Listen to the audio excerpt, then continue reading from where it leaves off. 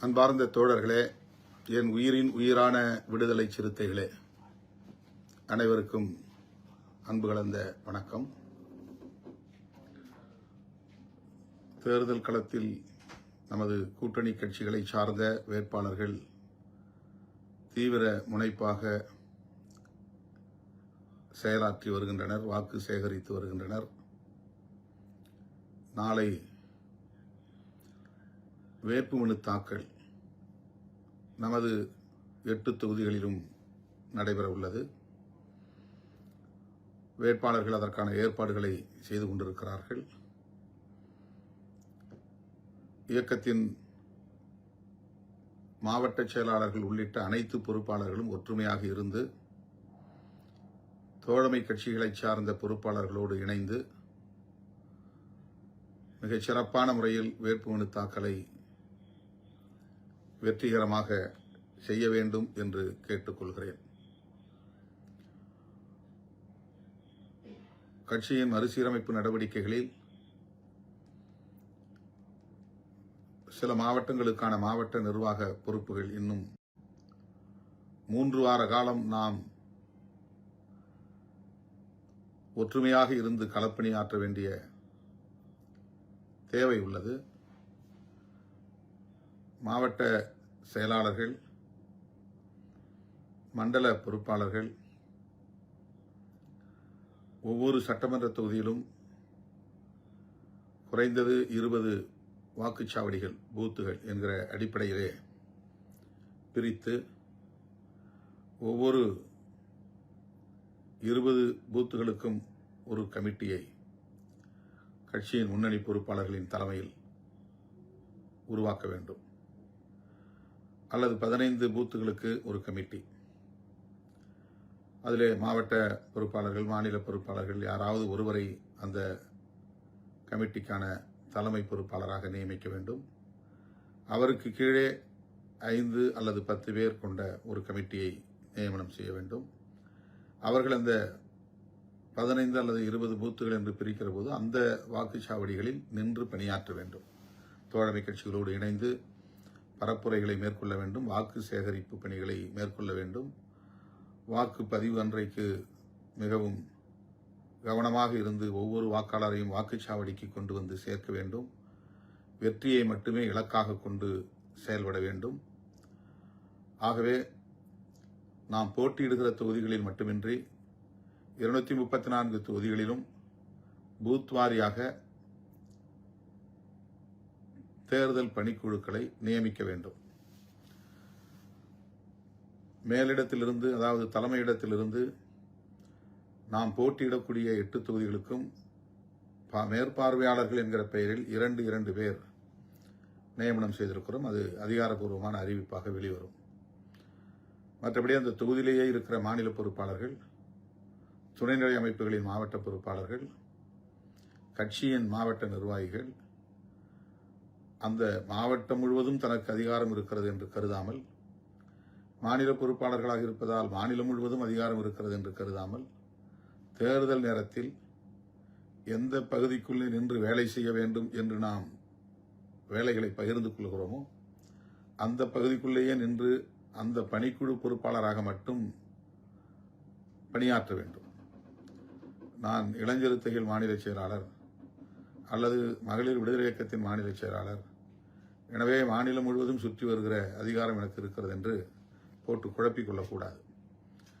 கட்சி அதிகாரம் என்பது வேறு, தேர்தல் பணிக்குழுவுக்கான பொறுப்பாளர்களாக நியமிக்கப்படுகிற போது அதற்கான அதிகாரம் அல்லது கடமை என்பது வேறு. ஆகவே ஒரு சட்டமன்ற தொகுதியில் 250 வாக்குச்சாவடிகள், பூத்துகள் இருக்குமேயானால் அதை 20 பிரித்து நமக்கு இயக்கம் உள்ள அல்லது கிளைகள் உள்ள பகுதிகளில் மட்டுமின்றி கிளைகளே இல்லாத பகுதிகளாக இருந்தாலும் அந்த வாக்குச்சாவடிகள் இந்த 20க்குள்ளே கணக்கிலே வைத்துக் கொள்ள வேண்டும். 15 குறைந்தது பிரிக்கலாம் அல்லது குறைந்தது 20 பிரிக்கலாம். அப்படி பிரிக்கிற போது அதற்கென்று ஒரு கமிட்டி, அந்த கமிட்டியில் ஒரு இளஞ்சிறுத்தைகள் மாவட்ட அமைப்பாளரையோ அல்லது தொழிலாளர் அணியின் மாவட்ட அமைப்பாளரையோ அல்லது விவசாய அணியுடைய நிர்வாகியோ, இளைஞருத்திகள் மகளிர் விடுதலை இயக்கம் போன்ற துணைநிலை அமைப்புகளின் மாவட்ட பொறுப்பாளர்களையோ அந்த பகுதியில் இருக்கிற ஆக்டிவாக செயல்படக்கூடியவர்களை அந்த கமிட்டிக்கான ஒரு தலைமை பொறுப்பாளராக நியமித்து அவருக்கு கீழே சிறப்பாக செயல்படக்கூடிய 5 அல்லது 10 பேர். இதில் சீனியர் ஜூனியர் என்பதெல்லாம் பார்க்க தேவையில்லை. மாநிலம் மாவட்டம் என்றெல்லாம் பார்க்க தேவையில்லை. ஆர்வமாக இருக்கிற அனைவரும் ஒரு குழுக்குள்ளே இடம்பெற வேண்டும், அவ்வளவுதான். 20 நாட்களுக்கு மட்டும் தற்காலிகமாக அந்த குழு பொறுப்பாளராக இருந்து நீங்கள் பணியாற்ற வேண்டும். மேலிருந்து 2 பேர், அவர்களோடு மாவட்ட செயலாளர், மண்டல செயலாளர், மண்டல துணை செயலாளர், பொது நிர்வாகம், அந்த குறிப்பிட்ட சட்டமன்ற தொகுதிக்கான மண்டல துணை செயலாளர், இவர்கள் ஒருங்கிணைப்பு குழு. அந்த மேற்பார்வையாளர்களுக்கு அடுத்து மாவட்ட செயலாளர், மண்டல செயலாளர், மண்டல துணை செயலாளர், பொது நிர்வாகம், அந்த குறிப்பிட்ட சட்டமன்ற தொகுதிக்கான மண்டல துணை செயலாளர், இவர்கள் ஒருங்கிணைப்பு குழு.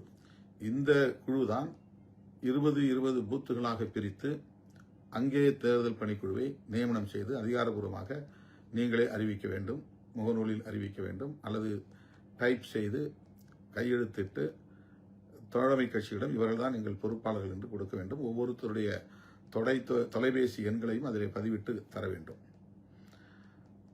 குறிப்பாக திராவிட முன்னேற்றக் கழகத்திற்கான தேர்தல் பணிக்குழு பொறுப்பாளர்கள் யாரோ அவர்களோடு நெருங்கிய தொடர்பில் இருக்க வேண்டியவர்கள்.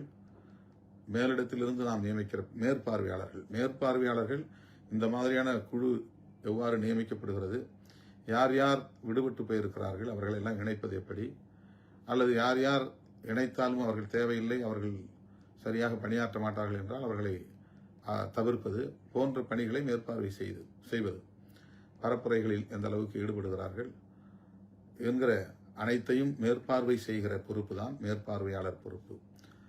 ஒருங்கிணைப்பு குழு மாவட்ட செயலாளர், மண்டல செயலாளர், மண்டல துணை செயலாளர்கள், அதிலே குறிப்பாக மண்டல துணை செயலாளர், பொது நிர்வாகம், மண்டல துணை செயலாளர், அந்த குறிப்பிட்ட சட்டமன்ற தொகுதிக்கான மண்டல துணை செயலாளர், மற்ற எல்லா பொறுப்பாளர்களும் இவர்களுக்கு மேலான பொறுப்பிலே இருந்தாலும் சீனியர் ஜூனியர் என்றெல்லாம் பார்க்காமல் அவர்கள் அத்தனை பேரையும் ஒரு குழுக்குள்ளே கொண்டு வந்து பணியாற்ற செய்வது. இந்த பணிகளை உடனடியாக மேற்கொள்ள வேண்டும் என்று கேட்டுக்கொள்கிறேன். அடுத்து ஒவ்வொரு சட்டமன்ற தொகுதிக்கும் குறைந்தது 5 லட்சத்திலிருந்து அதிகபட்சம் எவ்வளவு இயலுமோ அதை கட்சி நிதியாக வழங்க வேண்டும், விரைந்து வழங்க வேண்டும் என்று ஒவ்வொரு பொறுப்பாளருக்கும் இவ்வளவு ரூபாய் என்று நான் ஏற்கனவே முகநூலில் ஒரு வரையறை செய்து வேண்டுகோள் விடுத்திருந்தேன். மாவட்ட செயலாளர்கள் எவ்வளவு தனிப்பட்ட முறையிலே தன்னுடைய நிதியாக, மாவட்ட நிர்வாகம் சேர்ந்து குறைந்தது 5 லட்சம், இப்போ தென்னவன் 8 லட்சம் கொடுத்துட்டு போயிருக்காரு. அது மாதிரி பல்வேறு பெயர்கள் சொல்ல ஞாபகம் இல்லை, மறந்து விட்டதற்காக மன்னிக்க வேண்டும். பல தோழர்கள் நிதியை வழங்கிவிட்டு போயிருக்கிறார்கள். கிட்டு கூட 2 லட்சம் ரூபாய் தன்னுடைய தனிப்பட்ட பொறுப்பிலே 2.5 லட்சம் என்று கருதுகிறேன் வழங்கியிருக்கிறார். அதை போல ஒவ்வொரு தனிப்பட்ட பொறுப்பாளரும் சேலம் ஜெயச்சந்திரன் வழங்கினார்.